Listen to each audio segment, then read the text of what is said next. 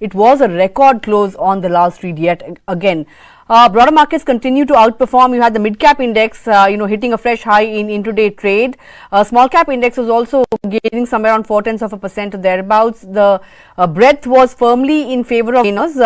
Advanced decline ratio on the NSE was almost at 1:1. And if you look at the sectoral performers today, PSU banks, hands down, that was the top mover today. 3.5% kind of gains coming in on the PSU banking pack. Autos, did well, 1% kind of gains coming in there. Pharma, realty, which has been witnessing some bit of profit taking in the last few sessions, managed to stage a good comeback. The Nifty Bank index deserves mention because, it started on an iffy note, but we did manage to end the day on, in the green for the Nifty Bank index as well. It managed to erase its intraday losses. IT, that was the top performer on Friday, a 5% up move coming in on the IT index on Friday. Today, of course, it has come under a fair bit of profit booking or some bit of profit booking, so to say, 0.5% lower on the Nifty IT index. Among individual movers, ONGC up 5%. You had SBI Life among the gainers. Of course, HDFC Life reported numbers. So that stock was also in focus. Bajaj Auto reports numbers tomorrow. Ahead of that, stock is up and about 2.5% kind of gains coming in there. And SBI from the PSU banking pack among the top Nifty gainers. Of course, because that the PSU banking index was among the top sectoral performers today. On the flip side, LTI Mindtree numbers come out later this week, and Asian Paints 17th is when LTI Mindtree and Asian Paints reports numbers. So both the stocks are under some bit of pressure today. Grasim, Tata Steel, some of the private banking names like Axis, TCS, Infosys, IT names, of course, witnessing profit booking after a smart uptick on Friday. In terms of the movers in the broader end of the markets, Nifty 500 gainers, Godfrey Phillips, HBL Power, IOB, NLC India, these are some of the movers. On the flip side, Shriram Finance, Brigade Enterprises, Sonata Soft, Chalet Hotels, these are some of the laggards from the broader end of the markets. But let me bring on board, my guest for today this afternoon. Joining me is Milan Vaishnav of Gemstone Equity Research. Milan, great to have you on the show. Another record, new high, right? Managed to close below that 24,600 mark. But in the next 2 weeks, what is the kind of movement or what direction would you really anticipate for the Nifty? Would you expect the Nifty to continue to march on towards 25,000? Or would you say that, the next couple of sessions ahead of budget would be marred by bouts of profit taking?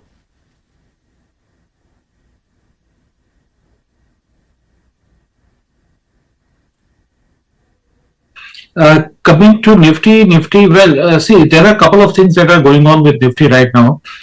If I speak from extremely short-term perspective, I mean for next 2-3 days max, then I see that there is an incremental put writing getting done at 24,400 and 500 levels. So that means that the most immediate support zone for the Nifty has been built by the options data, if you look at it, at around 24,400 to 500 range, and therefore we can fairly assume that markets may continue to make incremental highs the way it has been doing over the past days. Now let me take a little bit of a larger perspective. Let's say 2 weeks down the line, as we approach union budget, my basic worry is that we have run up much ahead of our curve and we have very largely deviated from our mean.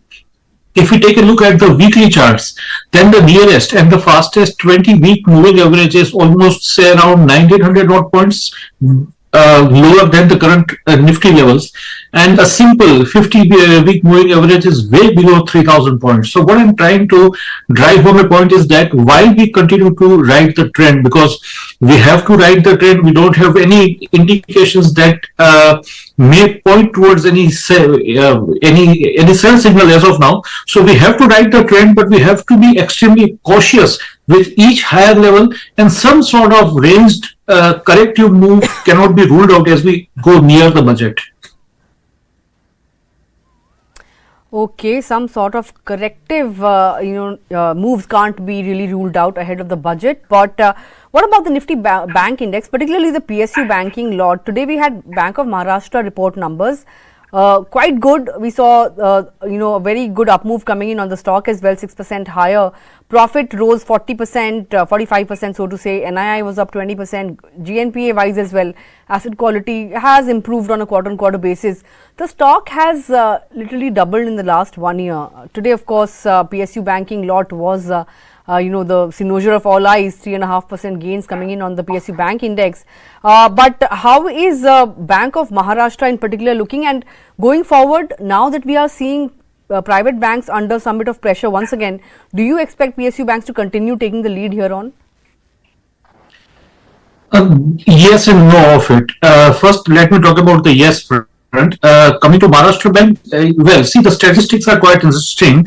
We said that the stock has doubled in last 1 year, but the bulk of the up move has come between January and February of this year, where beginning from 47, the stock rose to almost 65 levels.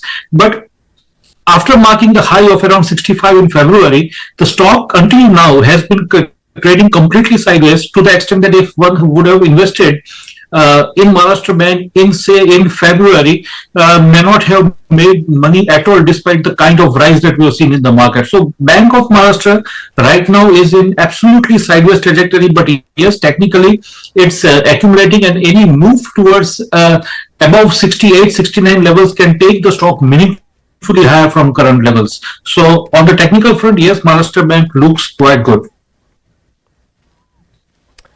Okay, Bank of Maharashtra looking quite good, but what about the life insurers? SBI Life was among the top Nifty gainers today.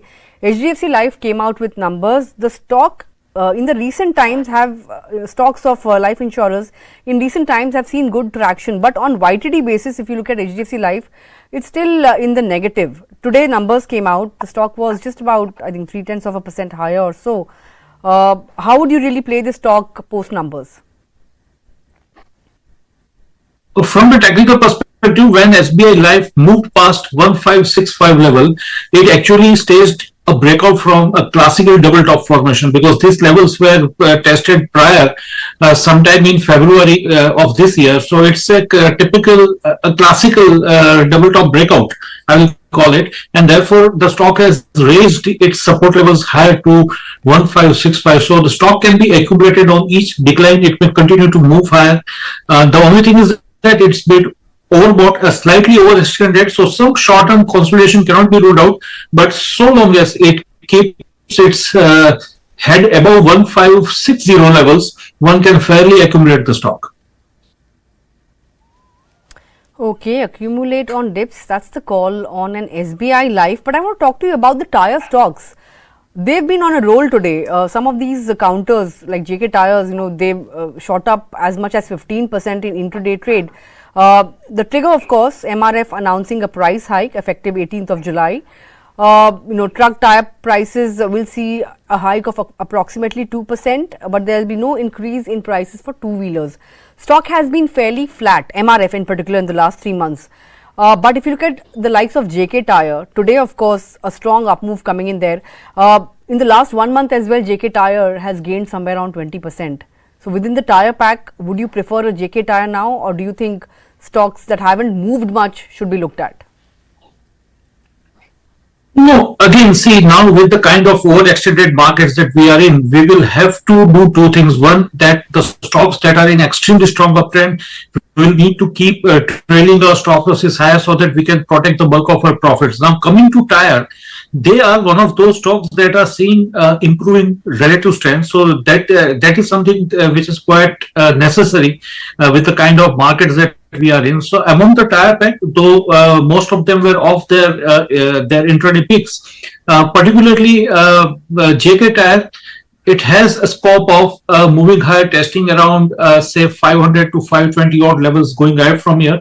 And more promising among all Tyre pack is Apollo Tyres. Apollo Tyres has been under a sideways trajectory since past many weeks, and if it's able to move past 550 levels, then it would in fact try a fresh breakout on it. So JK Tyre, Apollo Tyre, both are good. Apollo Tyres is particularly good among the Tyre pack. Okay, since we are talking about autos and auto ancillaries, I want to talk about a Bajaj Auto. Numbers are coming out tomorrow, and rich product mix, volume growth. These are expected to drive double-digit earnings growth for this particular company. According to the Moneycontrol poll, revenues for the first quarter expected to grow almost 15% and profit may rise somewhere around 13% on a YY basis. If you look at the stock performance in the last 1 month, it has given negative returns. After a stellar up move, some of these auto or two-wheeler names have seen some bit of slowing down. Ahead of numbers, have you taken any positions, and how would you really play the stock on a short-term basis? In fact, Bajaj Auto is a very textbook example of a stock that can be called in a very steady uptrend. So Bajaj Auto, it's in a very steady uptrend. All intermittent retracements have found support at 50 DMA, including the most recent one, and the stock has bounced back from that level. So right now, it continues to remain in a continuing uptrend, I will call it, and we can place our trailing stop losses at 9,300. So long as the stock is above 9,300, it will keep its primary uptrend intact. So anyone who is invested can stay invested. Anyone who wishes to enter afresh will have to, in any case, maintain a stop loss of 9,300 on the stock.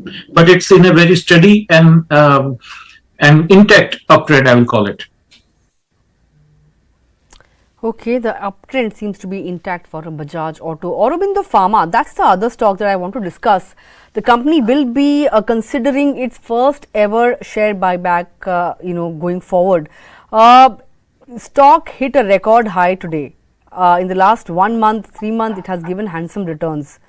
Within the pharma pack, would you still look at it? Is there more upside? Are the charts signaling that the trend is intact on the upside here? The trend in Auro Pharma is intact, but it looks a bit overextended from an immediate short-term perspective. So one can again continue to ride the uptrend, keep trailing the stop losses higher, and the stock can be accumulated on declines so long as it trades above 1325 levels. Below that, it might enter into some consolidation, but as of now, yes, some bit of room can still be expected. Levels of 1400 to 1420 cannot be ruled out over the coming days. Okay, 1400, upside of 1400 is something that can't be ruled out. Of course, it did hit a fresh high in today's session as well. But Zomato, that's the other stock on my list today, because the stock hit a fresh 52-week high today, and there's been a platform fee hike, and stock clearly reacting to that. Some of the brokerages have charted out targets of somewhere around 280 rupees or thereabouts on the stock. Are the charts signaling those kind of levels anytime in future? It may, but not immediately, because the stock, again, it's now very deeply over what I will call it. And right now, we should be focusing more on booking profits in Zomato. If not full, then at least 50% of the profits should be booked at current levels. And then we can see how the stock behaves going on from here. Okay, Zomato in overbought zone, but last couple of stocks, before I come to your recommendations for viewers, Godfrey Phillips, what are you making of the 16-17% kind of move that we saw today? Last 3 months chart indicates that the stock has already gone 50% higher, including today's up move. Any levels to watch? Is this also entering the overbought zone now? Not yet. It hasn't entered the overbought zone. And to be very frank with you, if we take a look at the Godfrey charts as of yesterday's close, there is no trigger from a technical perspective that could have made such a move. So if the stock has moved on any news or any fundamental development, it would be hard for me to comment. But one can continue to ride the wave. That's all I can say. It's in continuing uptrend. The stock is making higher tops, higher bottoms. Nearest support is now a bit below at 4,400. Okay, that's the view on a Godfrey Phillips. But last stock on my list is Tanla Platforms. Saw good traction today. It has closed above the 1000 level. The 52-week high level is of course 1300, in excess of 1300. Would you look at a retest? Has there been any change in the trend? What are the charts indicating for this one? Change in the trend, yes, but it has not been confirmed as yet because the market, the stock, Tanla Platforms did made a base for itself at around 850, 850 zone and has attempted to move higher. But it would have confirmed the reversal if the stock would have moved past 1020 levels, which I believe it has not as of now. So it still remains in a sideways trading range. A change of trend would get confirmed if the stock moves past 1020 levels. Until then, it might well find resistance here. Even today, it has come off from the high point of today and has closed below 1020. So this is the level that we need to watch out for Tanla over the coming days. Okay, I just happened to look at our feed on YouTube, and I mean, we've got one query, so I thought we'll just get it addressed. DLF, Subodh wants to know your thoughts on this stock. He is holding 50 shares at the rate of 82 rupees per share. What should he do with this holding? I hope he's got his buy price right, because he's mentioned exactly 820. I beg your pardon. 820 rupees. So yeah, he is making very slight profits here. What should he do? Should he hold for more upside, or should he look at partially booking profits? I will take a little bit of a larger view here. Realty index per se is seen losing relative momentum against the broader market. It might have done well today, there's no doubt about it.